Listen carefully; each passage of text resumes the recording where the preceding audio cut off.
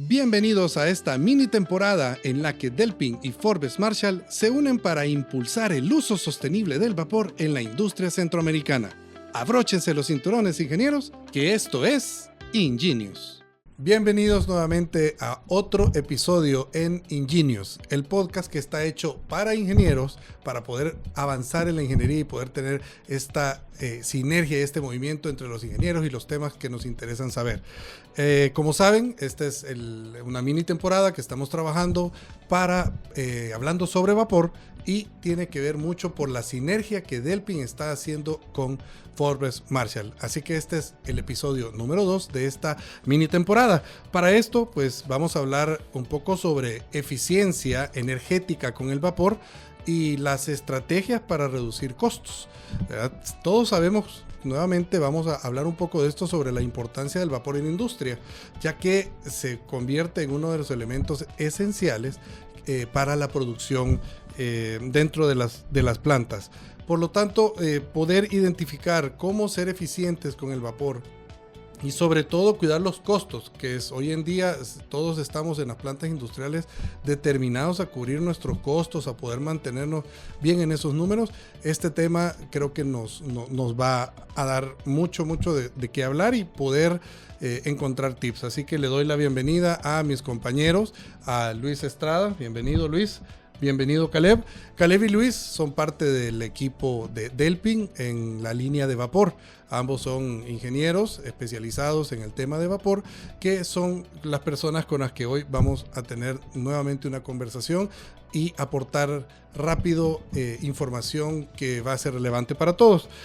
Entrando ya en materia, pues me gustaría preguntarte, Luis, ¿por qué es tan importante optimizar un sistema de vapor hoy en día? Gracias, Cedric. Bueno, en lo personal a mí me apasiona la parte de la sostenibilidad. Pienso que debemos dejar un buen futuro y recursos para las generaciones que vienen. Y creo que esa es una razón global por la cual venir y optimizar un sistema. Por otro lado, tenemos que optimizando un sistema obtenemos ahorros. Entonces, aparte de eso, tenemos beneficios económicos al optimizar un sistema. Perfecto. Caleb, todo este tema de la optimización, ¿qué nos puedes dar de información adicional? Me interesa mucho algún tema en específico que tú puedas tocar que nos lleve a entender esa parte. Ok, Cedric, ese es uno de los temas principales y la necesidad por la cual nosotros vamos a hablar sobre eso, porque hoy en día está muy de moda dentro de la industria hablar sobre eficiencia y ahorros. Entonces al final buscamos hacer más con menos. Y eso es lo que nosotros vamos a hablar ahora. Y bueno, uno de los temas principales, y vamos a comenzar por lo más básico. ¿Qué es lo más básico? Son las fugas dentro de las tuberías de vapor. O en las juntas. En las bridas, uniones, que vemos que las bridas están fugando por los empaques. Sí, válvulas de compuerta, de bolas. Es decir, creo que encontrar fugas... Correcto. Se convierte en algo bien natural hoy en día. Sí, por momentos estas fugas se pueden solucionar con un simple apretón de la brida o con un simple cambio de un empaque espirometálico, o por ejemplo cambiar la trenza en la empaquetadura de una válvula de compuerta. Entonces son cosas que son bien mínimas y que al final nosotros dentro de la industria no las tenemos bien mapeadas. Entonces, ¿y hay alguna forma de poder determinar? Muchos vemos la fuga, pero ya lo dijimos en el primer capítulo que hablamos de este tema también, y es si escucháramos que el vapor suena a moneda, suena a dinero, todo el mundo estaría atento, pero a la hora, como no lo podemos ver, muchas veces en el primer capítulo, y les invito a que puedan ver ese capítulo, que está muy interesante porque hablamos sobre los costos que tienen una fuga en una trampa, por ejemplo. Les invito a que puedan ir a ver ese primer capítulo, pero no solo fugan las trampas, no solo forman una válvula. El tema que tú estás hablando es interesante porque ¿cómo cuantificamos el costo que hay en una fuga en una tubería? Por ejemplo, en una picadura de una tubería, como tú lo decías, en una válvula de compuerta. ¿Hay maneras, hay opciones para poder calcular eso? Sí, hay opciones en las cuales se toma un estimado del diámetro de la fuga. También hay otra en donde se mide, no, tal vez no es que se vaya a medir, pero sí se toma de referencia un parámetro para medir la altura de la pluma de vapor que está saliendo.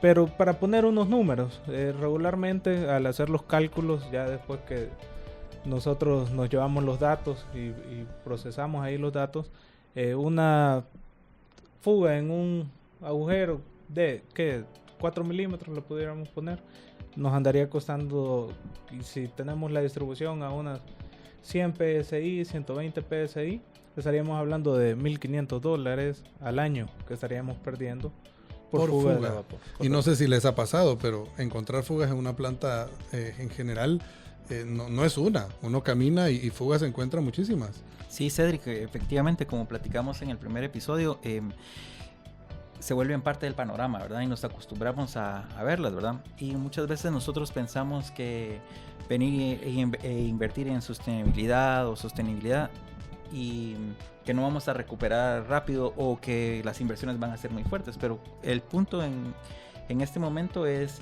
que atendiendo esas fugas nosotros podemos ahorrar sin mayor inversión, simple y sencillamente haciendo una ronda de mantenimiento, apretando bridas, verificando que no hayan picaduras, y con ese simple hecho ya empezamos a ahorrar.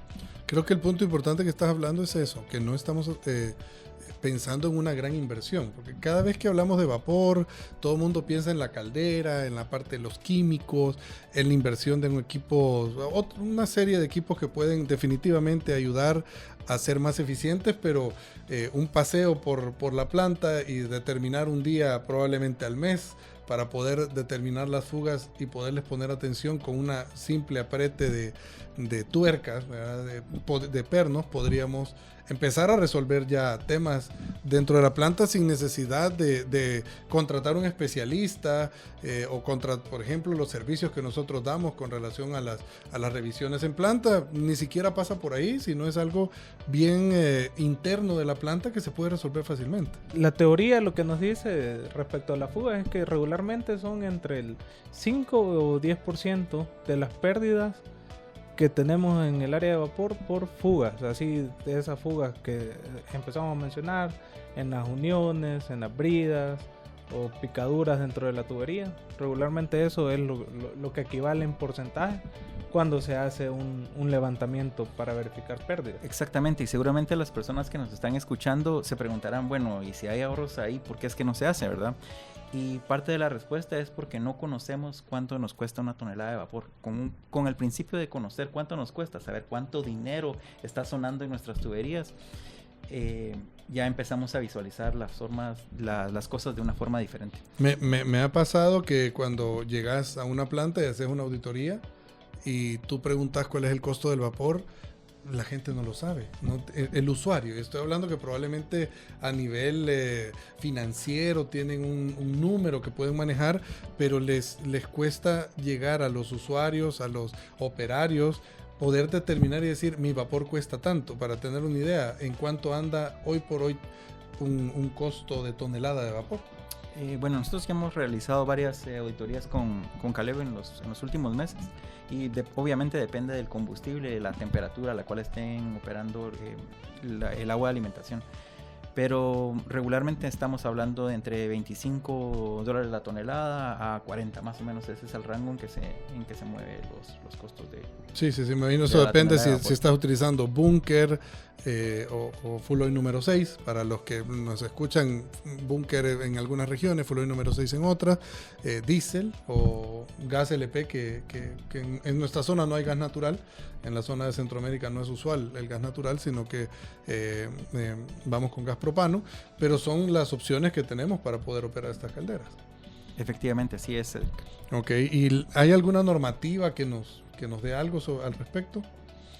Con respecto al costo de la tonelada de vapor, no, pero nosotros utilizamos un marco que está basado en las normas ISO 50000.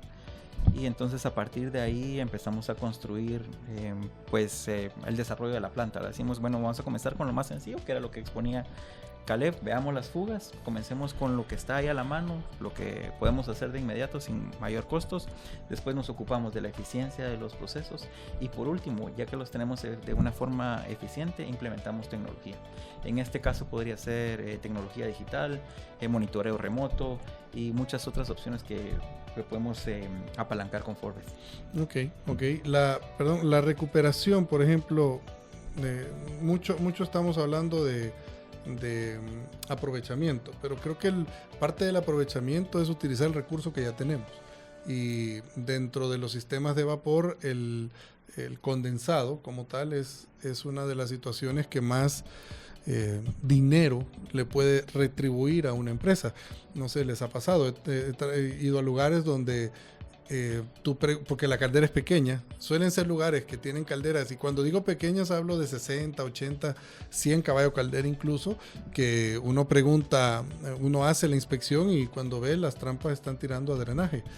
Me gustaría ahondar un poquito más sobre esto de recuperación de calor, que tiene que ver no solo con recuperar el condensado, sino que hay otras opciones que tenemos para poderlo desarrollar. Sí, lo que sucede es que regularmente en varias industrias pasa esto, que el condensado no se aprovecha, lo estamos tirando a los drenajes, o por veces incluso ni a los drenajes, sino que solamente tenemos el purgador o la trampa abierta, ¿verdad? Y está botando el condensado. Eso por veces hay una razón por la que no se puede retornar el condensado, y puede ser porque sea un condensado demasiado ácido o que sea un condensado el cual esté contaminado. Pero regularmente siempre tenemos que evaluar nosotros el retorno de condensado, porque ahí es como mencionaba, vamos a comenzar de lo más básico. Ya tocamos el tema de las fugas, hoy vamos a tocar el tema del retorno de condensado, que al final este condensado al final es agua, y regularmente nosotros no le ponemos atención al agua porque vivimos en unas regiones. Bueno, en nuestra región el agua es un poco relativamente barato, relativamente. Entonces, aunque es un elemento que en muchas ciudades importantes de la región ya se está volviendo escaso en algunas zonas de algunas ciudades importantes. Como Ciudad de México o Monterrey, donde el agua ya es pues racionada. Exactamente. En términos pues bien específicos, días. En el caso de El Salvador, que lo conocemos bastante bien, también hay zonas en la zona metropolitana que ya el agua ya se vuelve algo no tan barato, o si bien no está tan caro, sí es un sistema finito de agua, no necesariamente cumple las necesidades ya de una región en específico, especialmente donde tenemos industria. Entonces sí, el agua es relativamente barata, pero es un producto escaso. Sí, lo que sucede es que regularmente le ponemos atención más que todo al búnker, al diésel, pero no le ponemos atención al agua, y al final el agua es algo que ya tratamos nosotros previamente. Claro, en este proceso interviene no solo que es agua, que es un recurso natural que es escaso, sino también la parte de que esta agua conocida como condensado contiene cierto grado de energía, cierta temperatura, y además de eso ya está tratada, no necesitamos meterle más químicos ni nada. Entonces ahí hay un valor, ¿verdad? Para tener una idea de esto, en un sistema sencillo de suavizador, por ejemplo, el metro cúbico de agua nos cuesta alrededor de $4, y en un sistema un poco más sofisticado, llamémoslo de alguna manera, como la ósmosis, estamos hablando de $6 a $8. Entonces esos son más o menos los parámetros que se manejan, ¿verdad? Ok. Sí, hay una pregunta que siempre se la hacen, no sé si a vos te pasó, Luis, o a Cedric, que es ¿cuánto tengo que retornar de condensado? Sí. Entonces creo que esa es cuando empezás a hablar con alguien sobre cómo retornar el condensado, pero para saber cómo está hoy bien, ¿cuánto debo de retornar? Pues idealmente en un sistema ideal, lo mismo que ingresamos a la caldera, tendríamos que tener en nuestro retorno de condensado, pues. Pero regularmente no es así. Eso es a nivel universitario, les digo. Sí. Eso es a través de cálculos universitarios, pero que son súper valiosos, pero también ya la realidad nos cambia las cosas. Claro, y interviene mucho que, por ejemplo, hay ocasiones, en las que utilizamos el vapor como parte de un producto, o sea, y le inyectamos vapor directamente. Vapor vivo, directamente, sin correcto. Exactamente, entonces ese vapor ahí ya no lo podemos retornar. Entonces nosotros hemos levantado a lo largo de los años estándares. Por ejemplo, en la industria cervecera debería regresar el 90% del condensado. La industria textil tiene otro porcentaje, y así cada una de las industrias, como para hacer un benchmark con el cliente actual y ver, o sea, tus posibilidades realmente de regresar condensado son estas, o estás llegando al 50-60% de lo que podrías retornar, ¿verdad?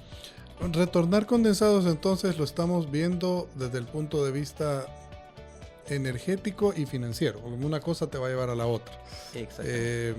El condensado lleva alta temperatura, por lo tanto no metemos agua de make-up, que se le llama en el medio, o agua de reposición al tanque de condensados, y elevarle su temperatura de temperatura ambiente, sea cual sea donde vivamos, que podrán dar entre los 20 y los 30 grados centígrados, y llevar la temperatura de ebullición, que como todos sabemos, arriba de 100 grados para arriba. Entonces, tener este condensado a 70 grados, ¿a cuánto podremos recuperar el condensado? Será con un buen retorno podremos tener temperaturas de 60, 70. El diferencial que tenemos para llegar a ebullición es mucho menor, por lo tanto, ahí es donde obtenemos los resultados de ahorro. Sí, lo que sucede es que aquí tenemos un ahorro en el combustible. Porque entre el condensado lleva su temperatura, entonces entre más, aquí voy a decir algo, entre más caliente entra el agua a la caldera va a ser mucho más eficiente y va a consumir menos combustible. Con eso no quiero decir de que la caldera, porque aquí tendríamos que hablar de otra serie de componentes que habría que instalar dentro de la línea de alimentación de agua a la caldera para poder tener temperaturas mayores a 100 grados. Pero regularmente en eficiencia tendríamos 90 grados con el retorno de condensado. Creo que se puede alcanzar, pues. Claro que hay que verificar el tema de bombas, porque por aquí alguien nos puede escuchar y va a decir, están hablando de meter agua a 100 grados y la bomba puede sufrir por cavitación y cosas así. Correcto, y también van a decir, pero a 100 grados el agua ebulle y ya ahí ya tenemos vapor. Entonces sí son cosas correctas, pero por eso ya estos temas sí ya se tratan uno a uno, correcto. He estado en toda la información que tenemos, parte de la eficiencia tiene que ver mucho con la calidad del vapor, creo yo. O sea, y me gustaría que tocaran un poco sobre ese tema, porque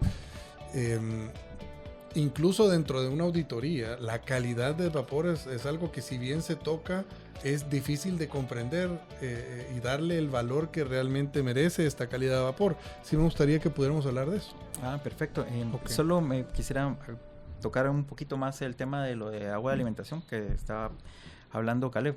Un punto muy importante es que por cada 6 grados centígrados que nosotros subamos la temperatura de nuestro tanque de alimentación, estamos ahorrando 1% de combustible. 1% podría parecer menor, pero al momento de hacer cálculos es un número bastante representativo. Y estás hablando de 6 grados. Si lo llegas a elevar, 18 grados, ya hablas de un 3%. Y lo cual es posible, porque los tanques que hemos encontrado en la industria están en 70, 65, 80 en el mejor de los casos.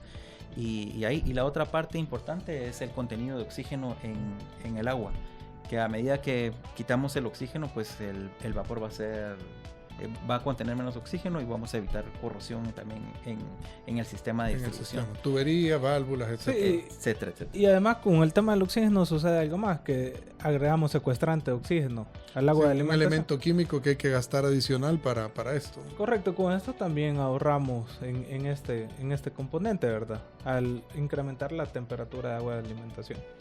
Estamos reduciendo oxígeno, también reducimos costos que representativamente andan entre el $6,000 y $8,000 en el último estudio que hicimos.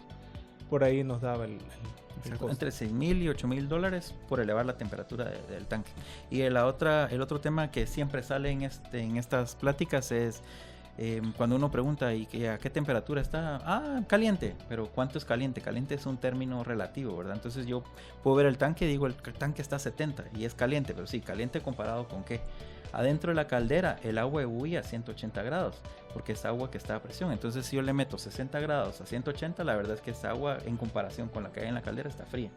Y al ingresar esta agua con esta agua de caldera que está caliente, lo que hacemos es interrumpimos la producción de vapor.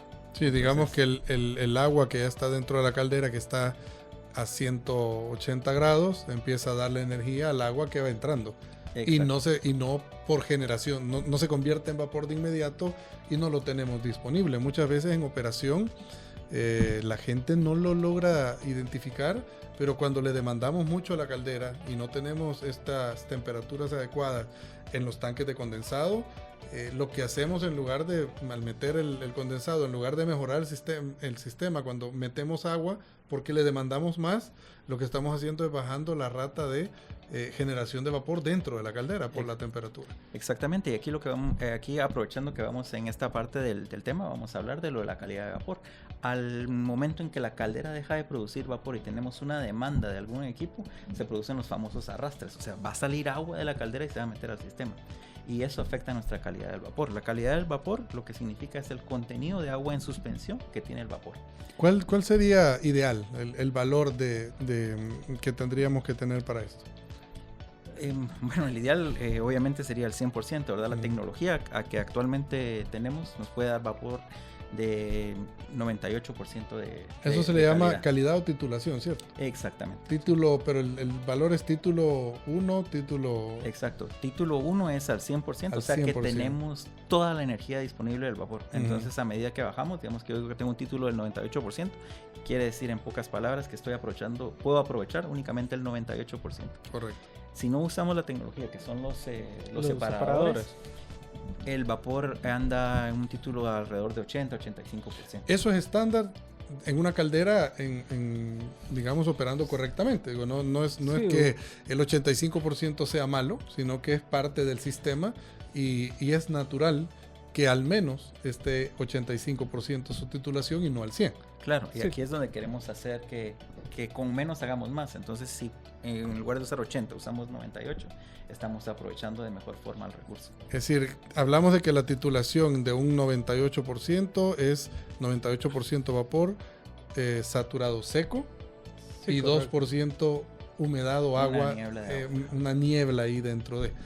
Ok, perfecto. Ahora, sí, lo que sucede es que dentro de la línea de vapor también va agua en suspensión junto con el vapor, que es lo que Luis ya explicaba, que regularmente esto representa un 85% de pureza de vapor como tal, y el otro estamos hablando del 15%, el cual representa esa agua en suspensión dentro de la línea de vapor. Y aquí quiero ver, porque creo que hay que hacer una referencia, porque no es lo mismo hablar de condensado en la línea que de humedad o de un título bajo en el vapor. Correcto. Porque una cosa no es igual a la otra. Es decir, cuando hablamos de titulación y hablamos de humedad, no estamos hablando del agua que se pueda formar, el condensado que se pueda formar en la tubería, sino que ya estamos hablando de que en forma de rocío, digámoslo de esa manera, en forma de rocío, con el vapor viaja ciertas partículas de agua que no se han convertido en vapor al 100%, porque siempre encuentro cuando hablamos de humedad, la gente solemos pensar en que llevamos agua como tal, y realmente no estamos hablando del condenso en la tubería, sino que estamos hablando de algo que va intrínseco en el vapor. Correcto. Entonces, ya hemos hablado en el capítulo anterior, tocamos un poquito sobre botas colectoras que nos ayudan a recuperar el condensado. Pero, ¿qué podemos hacer cuando necesitamos quitar un rocío que lleva el vapor? ¿Qué podemos hacer con esto? Sí, cuando necesitamos esto, lo que utilizaríamos son separadores de humedad dentro de las líneas de vapor, ¿verdad? Para lo que nos está haciendo el separador de humedad es quitando todas estas partículas en suspensión que viajan junto con el vapor y volviéndonos un vapor saturado, seco. Quizás es el término correcto, porque por veces al hablar de este tema solemos, y a mí en algún momento al estudiarlo me pudo haber pasado, que entraba en confusión sobre cuando se habla de un vapor saturado seco y de un vapor sobrecalentado, que ya ese ya es un tema muy aparte. Entonces estos separadores de humedad lo que nos hacen es volver mucho más eficiente el vapor, porque aquí surge algo que es ¿qué es más eficiente? ¿Calentar con agua o calentar con vapor? Al final nosotros calentamos mediante vapor, no calentamos con agua. Si nos vamos a las tablas de vapor, vemos que el calor latente, que es por lo que transfiere energía del vapor, es mucho mayor la del vapor que la del agua. Ok, entonces los separadores de humedad son equipos que nos vienen a elevar la titulación del vapor, digámoslo sencillo. Un vapor que puede venir a 85% de titulación, ¿podrá llegar a cuánto? ¿Un 90, 95? 98%. Ok, ya para ir finalizando esta parte, me gustaría todavía que nos dediquemos un poquito de tiempo a hablar de las tecnologías que tenemos disponibles para poder determinar por ejemplo, las fallas en las trampas, que muchas veces el usuario lo que quiere hacer es abrir la trampa y a veces no logramos ver mucho, porque no se trata que un mecanismo esté roto al 100%, sino que hay pequeñas fugas, pero no se determinan. ¿Qué opciones tenemos hoy en día para poder determinar las fugas? Ok, para poder determinar las fugas existen diferentes equipos, ¿verdad? Nosotros utilizamos cámaras termográficas. También hay un equipo el cual mediante el sensado de temperatura y ultrasonido nos indica si la trampa está negada, si la trampa está dejando fugar vapor. Pero esto es cuando nosotros hacemos un chequeo, una inspección. Pero también hay una tecnología la cual está siendo desarrollada por Forbes Marshall, la cual es en el instante estar sensando lo que son las trampas de vapor. En tiempo real. Sí, en tiempo real. Okay, y no solamente las trampas de vapor, sino que podemos tener un panel completo en donde nos está sensando las condiciones de la caldera, por ejemplo, si podemos llegar a tener una fuga, si estamos trabajando con fuel, temperatura del combustible, que también es algo muy importante. Hoy en día los gases para reducir la huella de carbono también nos está... Aprovechamiento de los gases de escape en la caldera. Bueno, yo creo que lo interesante de esto es que cuando hablamos de eficiencia energética, no estamos hablando de ciencia de cohetes. Estamos hablando de cosas que pueden ser desde lo muy sencillo a lo muy complejo.